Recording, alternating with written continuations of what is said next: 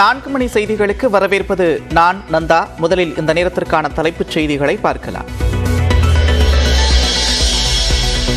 புதுச்சேரியில் பாலியல் துன்புறுத்தலுக்கு உள்ளாக்கப்பட்டு சிறுமி கொல்லப்பட்டது பிரேத பரிசோதனையில் உறுதி. நீதி கேட்டு புதுச்சேரியின் பெரும்பாலான பகுதிகளிலும் பொதுமக்கள் போராட்டம்.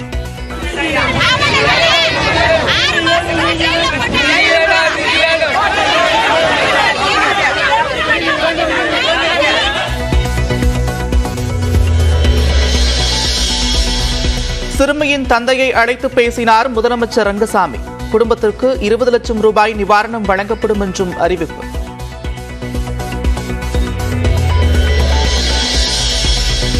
புதுச்சேரியில் கொல்லப்பட்ட சிறுமியின் உடலை பெற்றுக்கொண்ட உறவினர்கள்.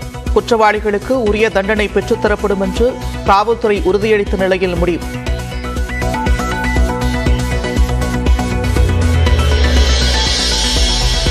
புதுச்சேரியில் சிறுமியை கொலை செய்த குற்றவாளிகள் தப்பிக்க முடியாது என்று துணைநிலை ஆளுநர் தமிழிசை சவுந்தரராஜன் உறுதி.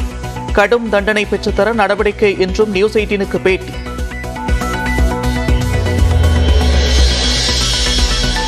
சிறுமிகள் பெண்கள் மீதான பாலியல் தாக்குதல்கள் சமூக நோயாகவே மாறிவிட்டது. புதுச்சேரி சிறுமி கொலையை சுட்டிக்காட்டி திமுக எம்பி கனிமொழி வேதனை.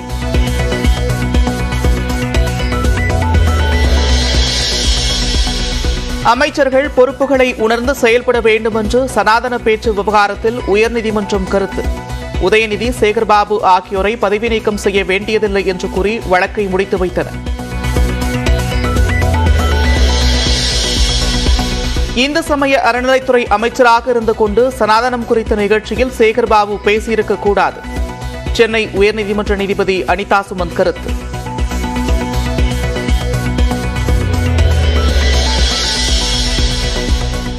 திமுக சார்பில் வேலூரில் மீண்டும் போட்டியிட அமைச்சர் துரைமுருகனின் மகர் கதிநாதன் மனு. நெல்லையில் போட்டியிட விருப்ப மனு அளித்தார் சபாநாயகரின் மகன் அலெக்ஸ் அப்பாவு.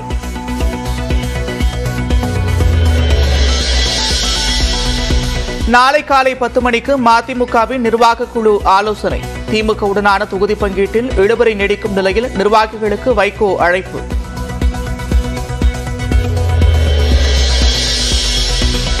அதிமுக தேமுதிக இடையே இன்று மாலை 5 மணிக்கு பேச்சுவார்த்தை. கூட்டணி பேச்சு நடத்த 4 பேர் கொண்ட குழுவை அமைத்தது தேமுதிக.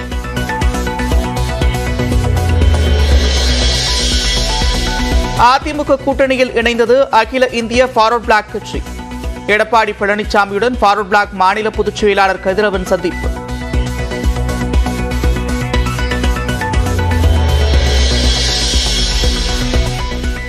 உத்தேச வேட்பாளர் பட்டியலுடன் டெல்லி சென்றார் தமிழக பாஜக தலைவர் அண்ணாமலை. பெண்களுக்கு முக்கியத்துவம் தரப்படும் என்றும் பேட்டி.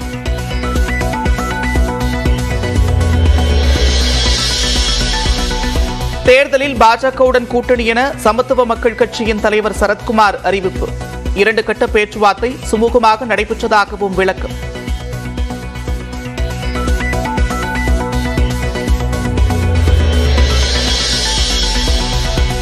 நீங்கள் நலமா திட்டத்தை தொடங்கி வைத்தார் முதலமைச்சர் மு க ஸ்டாலின்.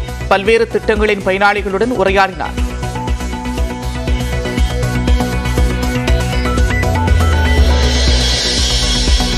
மாநில அரசுக்கு தராமல் மக்களுக்கு நேரடியாக நிதி வழங்குவதாக பிரதமர் மோடி பொய் சொல்கிறார் என்று முதலமைச்சர் மு க ஸ்டாலின் குற்றச்சாட்டு. வெள்ளத்தால் பாதிக்கப்பட்ட 8 மாவட்ட மக்களுக்கு தமிழ்நாடு அரசே 3400 கோடி ரூபாய் செலவிட்டதாகவும் விளக்கம்.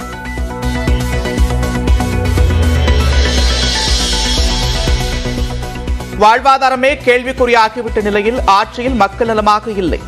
நீங்கள் நலமா என்ற திட்டத்தை முதலமைச்சர் தொடங்கி வைத்த நிலையில் எடப்பாடி பழனிசாமி விமர்சனம்.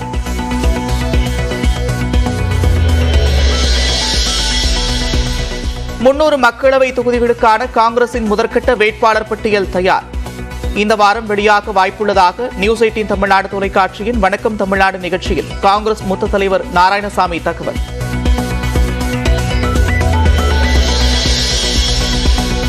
நாட்டிலேயே முதன்முறையாக நீருக்கடியில் மெட்ரோ ரயில் சேவை கொல்கத்தாவில் தொடக்கம். மாணவர்களுடன் ரயிலில் பயணித்த பிரதமர் நரேந்திர மோடி.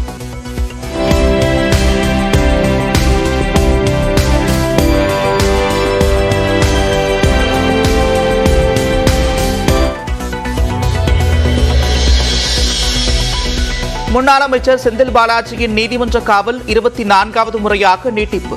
வரும் 11ஆம் தேதி வரை காவலில் வைக்க சென்னை மாவட்ட முதன்மை அமர்வு நீதிமன்றம் உத்தரவு. குட்கா முறைகேடு வழக்கில் 2 பேர் மீது குற்றப்பத்திரிகை தாக்கல் செய்ய மத்திய அரசு அனுமதி தரவில்லை என்று சிபிஐ தகவல். ஒரே காரணத்தை கூறி வருவதாக சென்னை சிபிஐ நீதிமன்றம் அதிருப்தி. பெங்களூரு ராமேஸ்வரம் கஃபே குண்டுவெடிப்பு குற்றவாளி குறித்த தகவல் தெரிவிப்போருக்கு சன்மானம் 10 லட்சம் ரூபாய் வழங்கப்படும் என்று தேசிய புலனாய்வு முகமை அறிவிப்பு.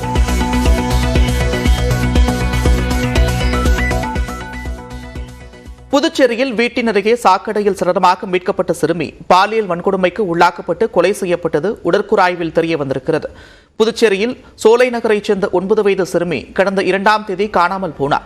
சிறுமியை 2 நாட்களாக போலீசார் தேடி வந்த நிலையில் வீட்டின் அருகே இருந்த சாக்கடை கால்வாயில் சிறுமியின் உடல் மீட்கப்பட்டது.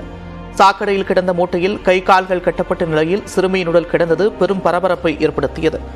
சிறுமியின் உடலை மீட்ட போலீசார் உடற்கூறாய்விற்காக ஜிப்மர் மருத்துவமனைக்கு அனுப்பி வைத்தனர். இது தொடர்பாக வழக்கு பதிவு செய்த போலீசார் 54 வயதான விவேகானந்தன், 19 வயது இளைஞர் கருணாஸ் ஆகிய இருவரையும் கைது செய்து விசாரித்து வருகின்றனர். இந்நிலையில் உடற்கூறாய்வு அறிக்கையில் சிறுமி பாலியல் துன்புறுத்தலுக்கு உள்ளாக்கப்பட்டு கொலை செய்யப்பட்டது உறுதியாகியிருக்கிறது. சிறுமியின் மரணத்திற்கு நீதி கோரி புதுச்சேரி முழுவதும் பொதுமக்கள் தன்னெழுச்சியாக போராட்டத்தில் ஈடுபட்டு வரும் சூழலில் சிறுமியின் பெற்றோரை முதலமைச்சர் ரங்கசாமி சந்தித்து பேசினார். சிறுமியின் குடும்பத்திற்கு 20 லட்சம் ரூபாய் நிவாரணம் என்றும் அறிவித்ததுடன் குற்றவாளிகள் மீது கடுமையான நடவடிக்கை எடுக்கப்படும் என்றும் ரங்கசாமி உறுதியளித்திருக்கிறார்.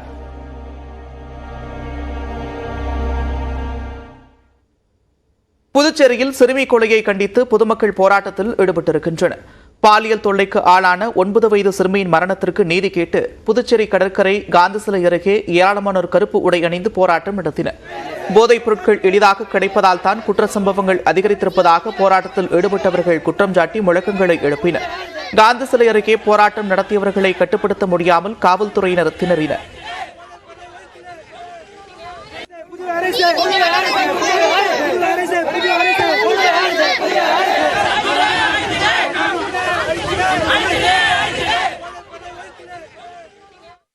ஆளுநரோ சிஎம்ஓ எந்த எம்எல்ஏவோ அறிக்கை கொடுக்கல. அந்த குழந்தை வேண்டாத அந்த குழந்தை கொடுக்க வேண்டியது அந்த குழந்தை கொடுப்பாங்கன்னு நாங்கள் எதிர்பார்த்தோம். பொட்டலம் கட்டி கொடுத்துருவாங்க. கிடைக்காத இடம் இல்லை. பாண்டிச்சேரியில் சுற்றுலாத்தலம் குடிகார தலம் அப்படி ஆகி போச்சு. வீட்டுக்கு வீடு பெண்களுடைய தாலி தான் இருந்து உழுது. பெண்கள் தான் வேலைக்கு போகிறோம். வேலைக்கு போகிற இடத்துல பல இல்லல்கள். இப்போ இவ்வளோ நாள் நாங்கள் 4 நாள் கண்ணு மூச்சு அல்லும் பகலுமா தேடிக்கிறோம். ஒன்றும் இல்லை, ஒரு 150 மீட்டர் உள்ள இடத்த கண்டுபிடிக்க முடியலைங்க. இது உண்மை. இது 150 மீட்டரு, மற்றபடி எல்லா கேமரா ஒரு 150 மீட்டர் இருக்கிற இதை கண்டுபிடிக்கல.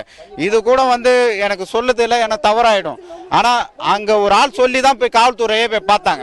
ஒப்படைங்க, நாங்க அவங்கள சாவடிக்கிறோம். போலீஸ் சொல்றாங்க சாவடிச்சுட்டு நீங்க ஜெயிலுக்கு போறீங்களா எழுதி கொடுங்கன்றாங்க. சரி, இப்ப கஞ்சா வருதுன்றாங்க. கஞ்சா இதோட பாண்டிச்சேரியில வராதுன்னு அவங்கள எழுதி கொடுக்க சொல்லுங்க. அடுத்தது இதே மாதிரி ஆர்த்தின்ற மாதிரி இன்னொரு உயிர் போவாதுன்னு போலீஸ் எங்களுக்கு எழுதி கொடுக்க சொல்லுங்க. இந்த போராட்டத்தை நாங்க கைவிடுறோம். புதுச்சேரியில் 9 வயது சிறுமி கொல்லப்பட்ட வழக்கில் கைதான நபரின் வீட்டின் முன்பு பெண்கள் அதிகளவில் குவிந்து ஆவேசத்துடன் குரல் எழுப்பியதால் பரபரப்பு நிலவியது. இந்நிலையில் கொலை நடந்த இடத்தில் ஏராளமான பெண்கள் குவிந்து ஆக்ரோஷமாக வாக்குவாதம் செய்தனர். கொலை செய்த நபரின் வீட்டை அடித்து உடைக்க வேண்டும் என்றும் அவர்கள் ஆவேசமாக பேசினர். இதனையடுத்து அங்கு போலீஸ் பாதுகாப்பு அதிகரிக்கப்பட்டுள்ளது.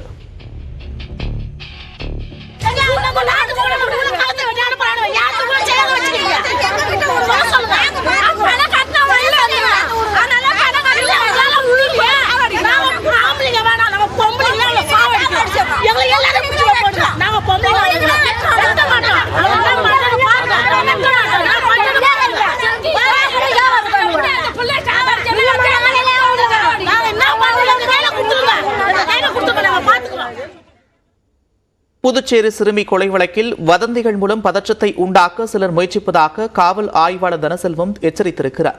புதுச்சேரியில் செய்தியாளர்களிடம் பேசிய அவர், வழக்கில் தொடர்பில்லாத 7 இளைஞர்களின் புகைப்படங்கள் குற்றவாளிகள் போல் சித்தரிக்கப்பட்டு சமூக வலைதளங்களில் பரப்பப்பட்டு வருவதாக கூறியிருக்கிறார்.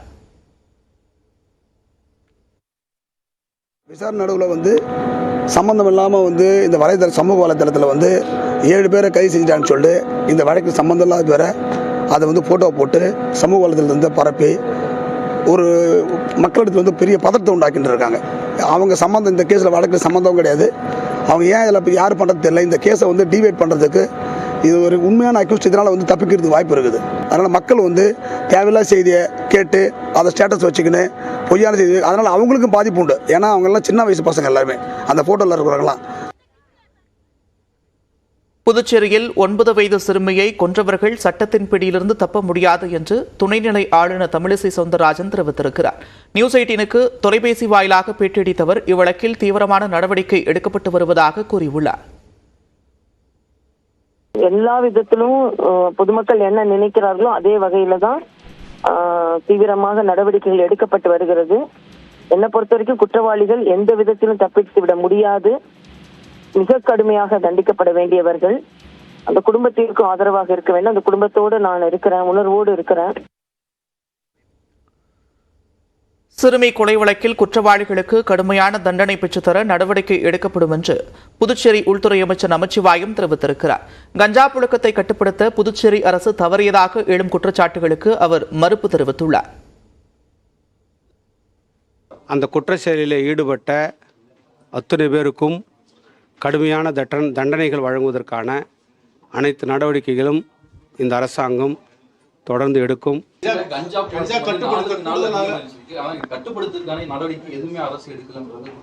யார் அது மாதிரி சொல்கிறது ஒரு தவறான குற்றச்சாட்டு. ஏன்னா அது மாதிரி ஒரு சிலது அரசியல் உள்நோக்கத்தோடு அது மாதிரி வேணா அவங்க சொல்லலாமே தவிர தொடர்ந்து பல்வேறு நடவடிக்கை இந்த அரசாங்கம் எடுத்திருக்குது.